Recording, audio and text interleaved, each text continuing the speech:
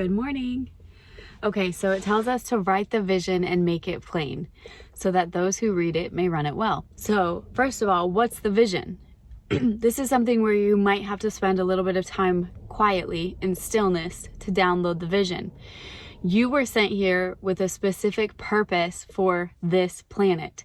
It says that your creator desires to bring forth the desires of your heart. So part of your vision should indeed include the desires of your heart. Now, there's going to be different layers of our vision depending on what season of life we're in. There's different chapters of life, so you don't have to get caught up on like one single vision. Maybe just try and think about what's the next level, what's the natural next step for your season of life, for your family situation, and for what would bring you joy now. For example, when I was super pregnant, I wasn't able to do handstands and headstands.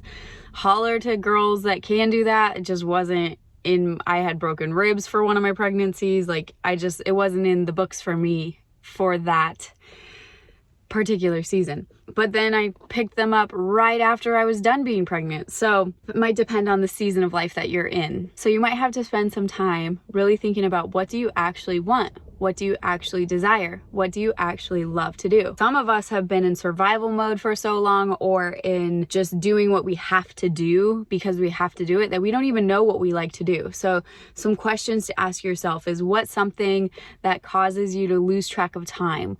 What's something that you enjoy it so much that you don't even need to eat? What's something that you could do it all day, every day, and just get lost in the process, lose track of time, and just be completely content in that? And maybe you're not sure yet, and so you can just actually spend some time in stillness inviting that into your life, into your memory, into your recognition.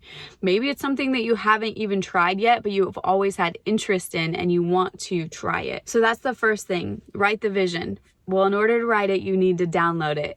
How do you download it? By actually considering it. So write the vision, make it plain so that those who read it may run it well. So you get the vision, and then you write it. Who's gonna read it? You are. You're gonna read it every single day, in the morning and in the evening and any time during the day that you can think about it. The Creator longs to give us exceedingly abundantly, far above anything we could ask, think, hope, or imagine. So if you just think about it on that level and get excited, because whatever the word says, the word doesn't return void. So if the promise is there and Yeshua said it is finished, then that means it is finished, it is available. He kept telling them the kingdom of heaven is at hand. It's within reach. That's what that means, at hand. It's within reach. So he's like, I'm just trying to show you all how to grab a hold of it and make it show for you. Make it show in your life means manifest. So that word has been really demonized, but really all it does is it just means to make it show. Manifest means to make it show. So he's like, the kingdom of heaven is at hand. I'm trying to show you how to make it show up for you. And Yeshua walked around making it show. He manifested the loaves and the fish for the people, the coin in the fish's mouth. He manifested healing. But remember, every time people got healed or whatever, he said, your faith has made you well. To the woman with the issue of blood, there were people bumping around into him, constantly touching him. And then all of a sudden he was like, whoa, I felt power come out from me. That means she went up and she was like, I'm receiving. The kingdom of heaven is at hand. Woo! Glory to God. I'm getting a whole moment right now. Yes, yes, yes. She had the faith, the expectation, the trust, the knowledge, and the conviction to be like, that guy has it. And I believe, for whether it was out of sheer desperation, and that could be so, sheer desperation will do something crazy for your faith life, because you have nothing to lose and everything to gain. So you're like, might as well swing for the fences because I got nothing to lose and everything to gain. So she walked up and she's like, and for her, you know what's crazy? That wasn't written anywhere. It wasn't written, if you touch the hem of his garment, then power will come to you through nope, none of that. She just chose to initiate her faith. She's like, that guy carries power. I've heard about it. I've been seeing it. So I bet you if I just touch something that's touching him, woo, That's a whole word in itself. Oh my gosh, glory to God. I'm having a whole moment. If I just touch something that's touching him. If I just touch something that's touching him, like, then. And so what is it that actually released the power? He's walking around with all the power.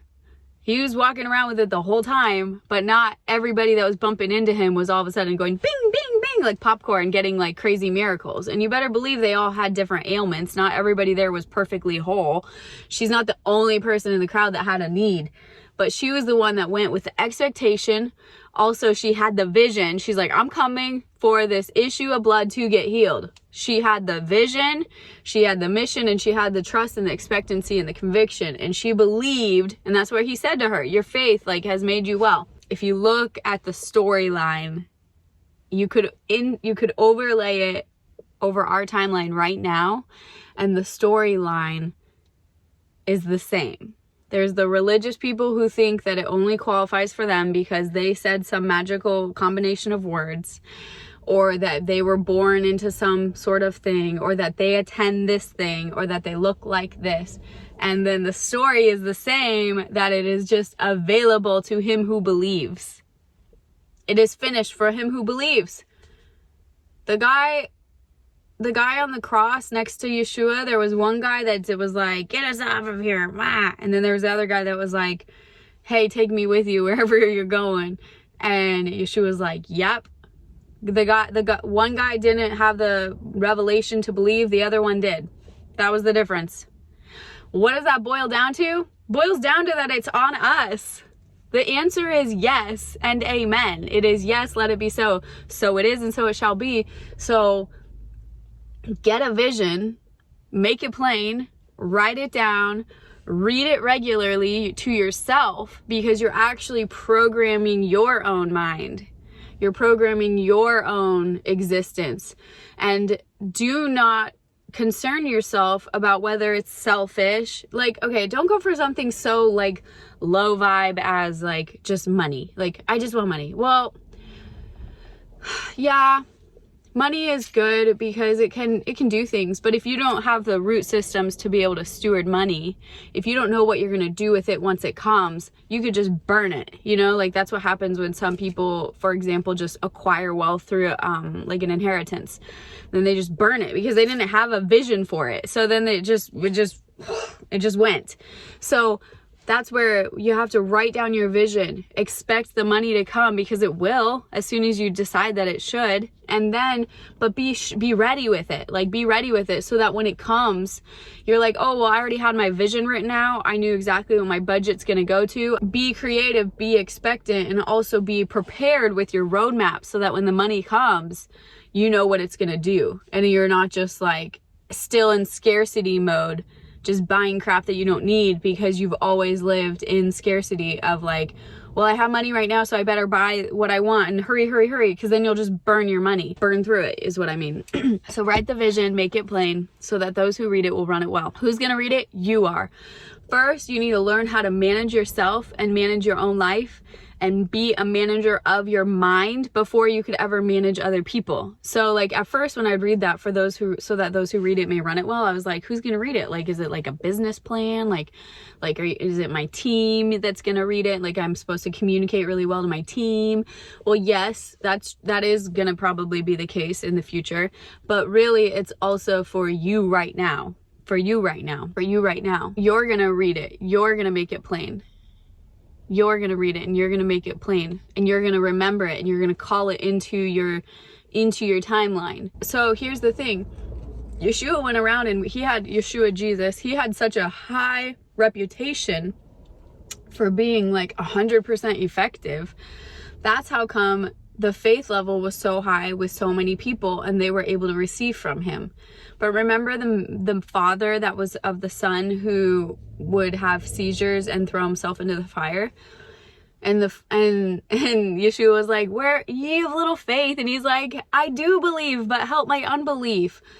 What that was saying, that right there, is he's saying, I believe, like in general, I believe who you are. I believe that this is real, but I have so many memories. I have so many traumatic memories of watching this kid in his existence that they have created pathways in my being, that they have created pollution in my cells down to the cellular level, where those like pathways of memories in my mind and those pollutions, those dark spots in my cellular memories are blocking my ability to connect right now and to send out a clear signal of faith right now in this moment. He's like, I believe like cognitively, but I've seen too much. That father was like, I believe cognitively, but I've seen too much. The memories are embedded in my cells, and maybe even generationally. Like, he's like, this generational thing has been with my family for so long. I believe what you're saying, but I have seen and experienced, and down to the cellular level, there are just things inside of me that are causing me to not be able to send out this clear signal of faith and trust and conviction. The father needed healing in his own way in order to participate in witnessing and believing for the son to receive healing. So what I've learned through all of these stories and through my own life experiences is that it is so much easier and more manageable for each of us to work on ourselves and to be the steward of this temple. So like, you're the steward of your body temple. I'm the steward of my body temple. If we start there and work on mastering our own mindset, our own faith, dealing with whatever needs to be done in our bodies, everything breaks down to a cellular level. Sound waves are particles that are combined to make waves. And so we know that he created through sound, and like we know through science that everything breaks down to a single particle. And then also, if you're like, well, maybe modern science is just wrong and none of that actually is what it is. If you go back even to ancient Hebrew, what they called, in every time you would see like the word in when it's written, it was actually like memra. So like the memra flow is like the life force flow of the word. So you can imagine it being, it says, in the beginning was the word, and the word was God, and the word was with God. It's like when he spoke it into being, the flow, his life essence flow, spoke it into being. And that it was the word. And then the word became flesh to show us how to apply the essence of the word. And the written word is kind of like the manual to the computer system, and we are the computer system. And so like the written word, you read it and you're like, oh, okay, and you're programming, like, and then there are times where you have to take that word and then you have to go to yourself, to the keyboard, and you have to be like, okay, so it says this is this, and then you do that.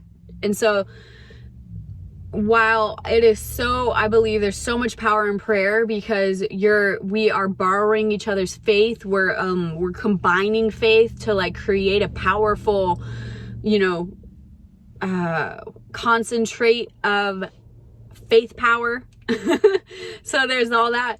But if we could just sit in stillness and allow the Creator's essence of his creative flow to just flow through us, and if we chose to initiate that healing, chose to initiate the clearing of like those trauma memories, applying the finished work is the whole point of why we're here. Applying the finished work is the whole point of why we're here. And as soon as if we do not apply the finished work on a first-hand basis in our life, it will forever hold us back from being able to walk out the divine identity that we were sent here to be, to do, to be first of all, and therefore to do through our being. We write the vision, we make it plain. We read it over and over and over so that we remember who we are here to be. Maybe you sit down and you ask the Creator, who am I? Who am I here to be? And allow him to tell you. So don't make it difficult. See, for me, I got caught up in like, what am I supposed to be doing? I would try and make everything through the lens of what I perceived through religion. But the thing is, this God of the universe is so much bigger than religion. So allow him to make you you. Allow you to become you. Allow you to be you. Allow the divinity of in your cells to illuminate just the real you that's you. And don't feel like you need to make it holy or whatever, because so long as your root systems are deep and your convictions are pure, then there's a reason that you're here. And even if the desires of your heart seem so off, like for me, I'm like, I want to do headstands and handstands. That's what I want to do. Like, that's the thing that I love. And then like also like making videos. Those two things aren't like holy. And in fact, I really fought it, because I'm like, if I do this, like, and people look at me like, what about if like men think I'm attractive and they're married and their wives get jealous? Not my freaking problem. Go and work on yourself. Go work on your own self. Like, you should be managing your mind. You should be managing your lust. You should be managing yourself. And it is not my problem about whether or not you're, and I've managed my mind so much, I don't even do that. I don't look at other people and objectify them. Like, I just don't. And when I do, when I'm like, ooh, that person's attractive, I'm like, oh, like it's like throws me off. I'm like, what is that? I'm like embarrassed. I'm like, oh, like bashful to myself, because it's so, I have refined my mind to the point where I don't objectify God's children. Like, that's weird, and that shouldn't be so. So that's a weird side note. Anyway, okay, so I'm so excited to announce Seed Soil Water now has a sister channel. Seed Soil Water is where I will sit here and I will do explanations, and I will do my best to pass revelation through just talking, and because I realize that that's how some people receive best. But I also wanted to create moments where you can snatch your life through setting your mind, through the renewal of your mind, through mind and body optimization, through mind renewal, mind rejuvenation. Rejuvenation means to render young again. Maybe we stopped dreaming, we can render ourselves young again and dream dreams again.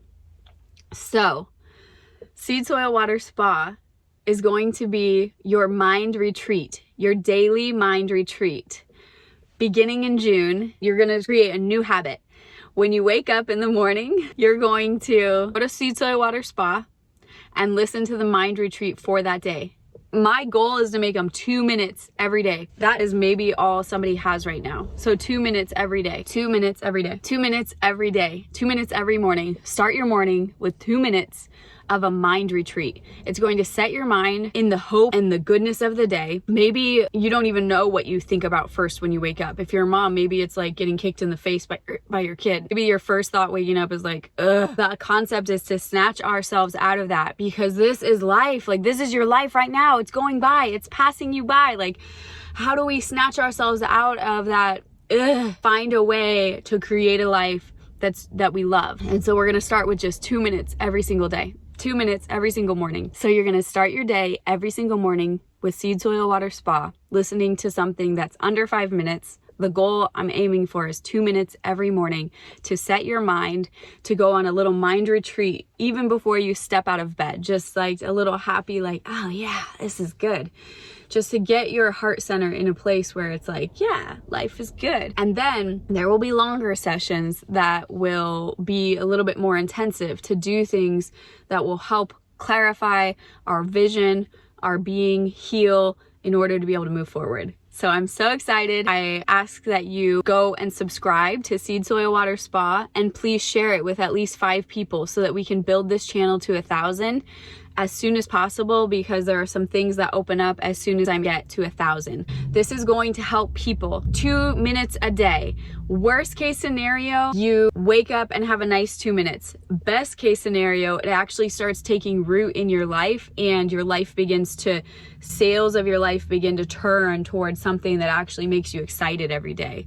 So let's just try it out and see what happens. It might be beautiful. Be blessed, be well, be free.